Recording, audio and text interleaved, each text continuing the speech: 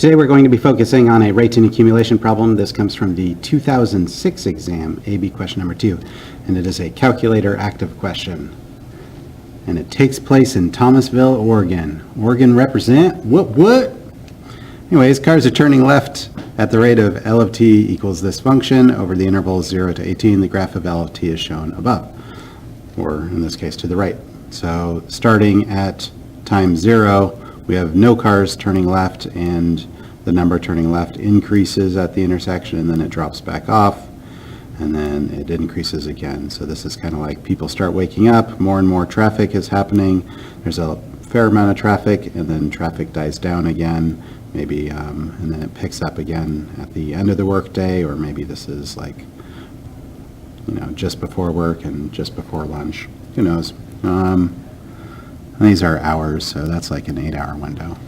Anyways, silly analysis. On to part A. Part A says, to the nearest whole number, find the total number of cars turning left at the intersection.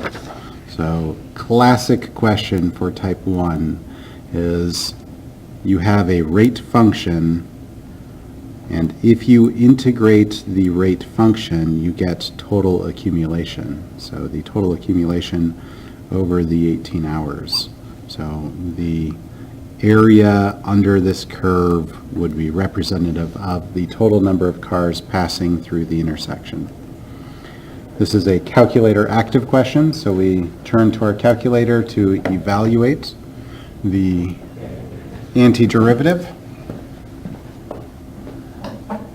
Because the question has trigonometry in it, it would be beneficial to make sure your calculator is in radian mode, because that's how it runs in calculus class.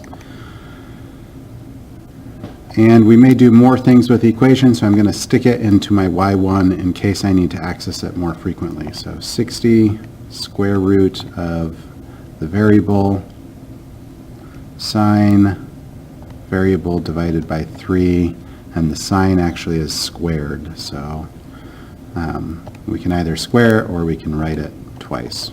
Both ways work, but make sure you close those parentheses. So if I want to calculate the integral of this function, I can press Math 9. We're integrating from 0 to 18, and I have stored the function in y1, so I can access y1 by either pressing alpha trace.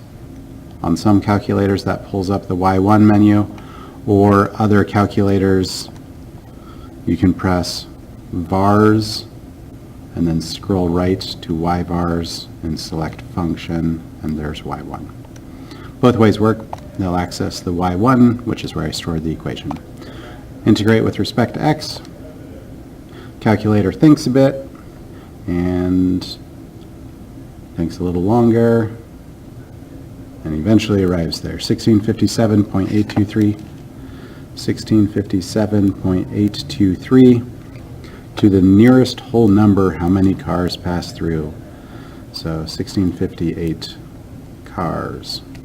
So between time 0 and time 18, 1,658 cars pass through. This part is worth 2 points. 1, if you knew that you needed to integrate L of t, and 2, if you correctly found the answer.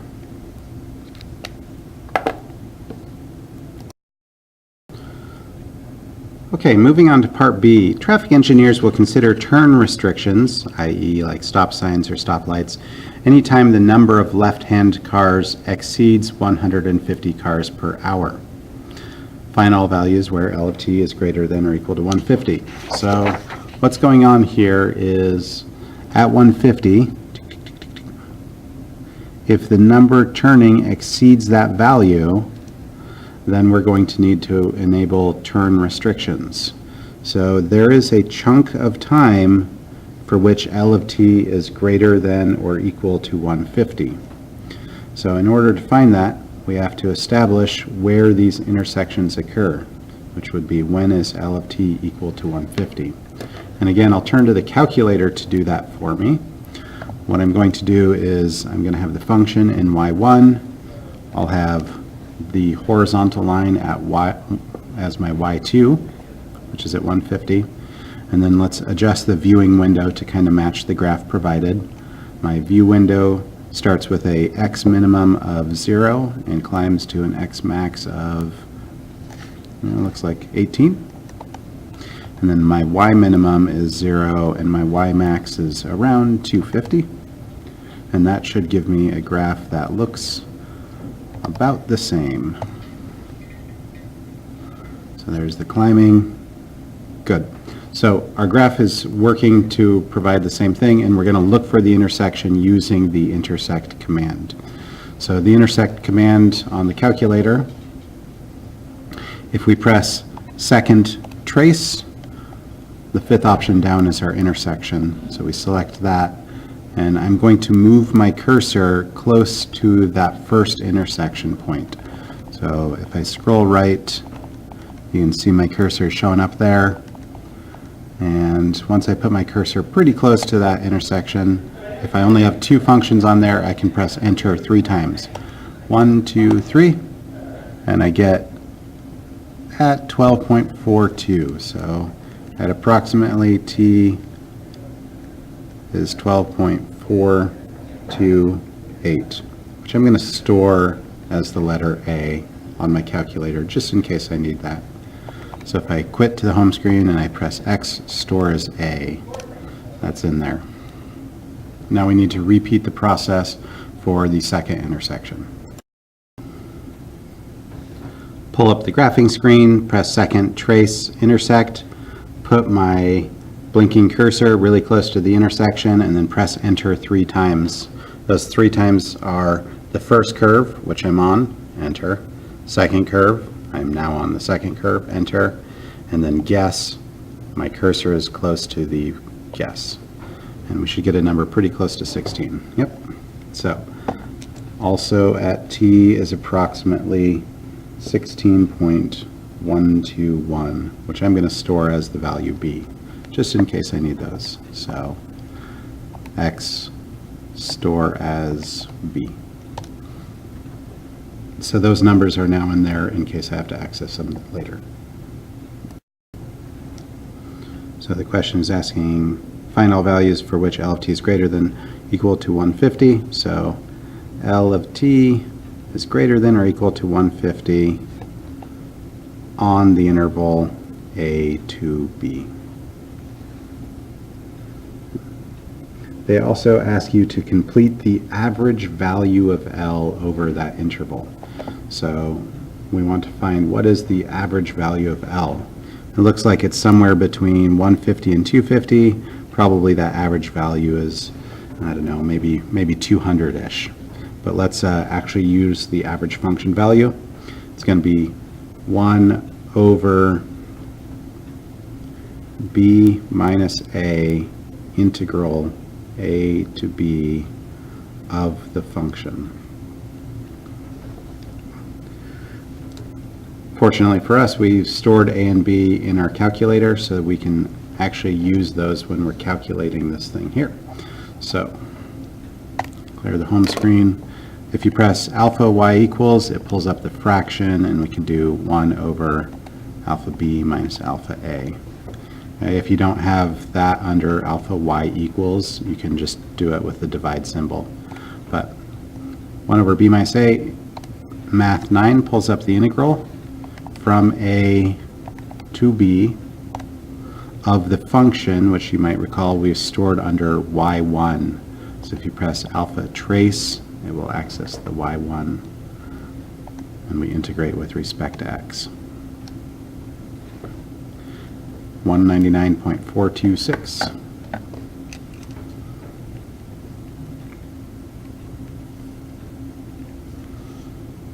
This was a rate function, and we found the average value of the rate function. So it stays with the same unit. The rate would be cars per hour. Okay. Part B is worth 3 points. The first point is establishing the t interval for which this is true. So We've found where LFT is greater than or equal to 150. The second point comes from the average value integral. So establishing that we need to integrate that to find the average value is worth 1 point. And then the third point comes from the answer with the units, because you'll notice the problem actually specified indicate units of measure. So we want to indicate the units of measure there. All right, that's part B, 3 points. They visibly delight in one another's company.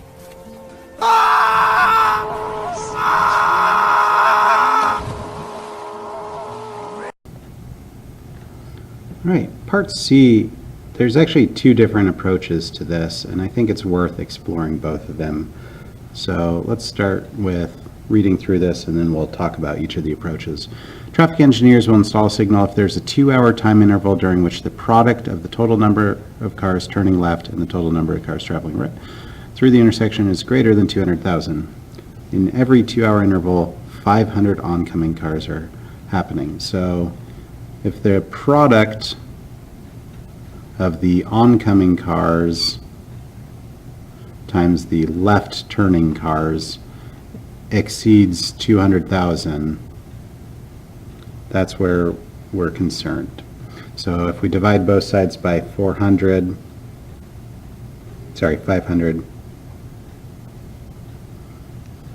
if the total number of left turning cars is ever greater than 400 in a 2-hour interval, then we need to install a traffic signal. Well, let's see if that actually happens. And if we look over here at the graph, the busiest time of day is centered right here at time 14. So if the integral of the left turning cars in a 2-hour interval around 14, if this is greater than or equal to 400, then we're going to need to install a traffic signal.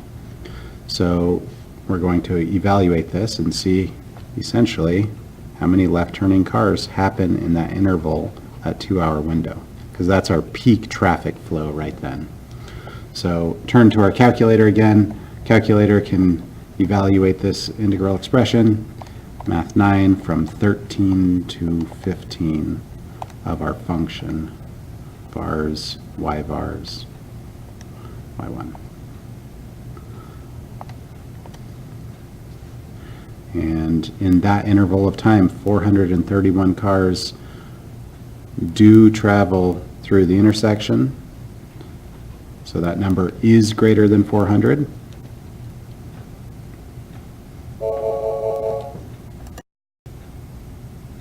Actually, let's rewrite this. Since this value is greater than or equal to 400, a traffic light is needed.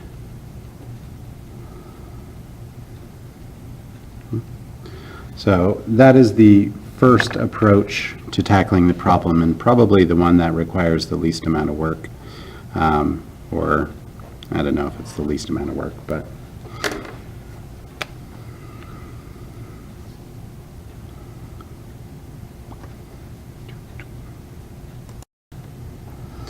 a second very similar approach would be saying, well, if the product exceeds 200,000, if the product is greater than 200,000, a traffic light is needed. So again, we start off with that idea of if the total number of left turners is greater than 400. And this is over a 2-hour window. This in every 2-hour interval, 500 oncoming cars. So we could split that in half and say 200 per hour. And this idea is saying if the interval of time from here to here, we are always getting more than 200 cars per hour. So if that integral spans a time span that is greater than 2 hours, then a traffic signal will be needed. So another way to write this out more cleanly in words, since L of t is greater than or equal to 200 on the interval 13.253 to 15.323,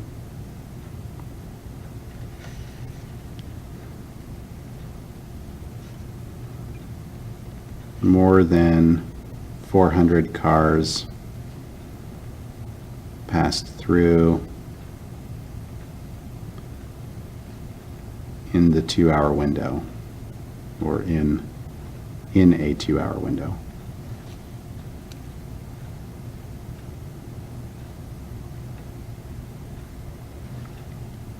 So the total area here, or the intersection points occurred, and I did this off camera, 13.253 to 15.323. So that's a little bit wider than a 2-hour window. So if we narrowed it up to 2 hours, again, the total accumulation for sure would exceed 400. So I'm not as big a fan of that approach. I recommend the calculus approach, as it is a calculus class. But that's worth 4 points, and the 4 points are,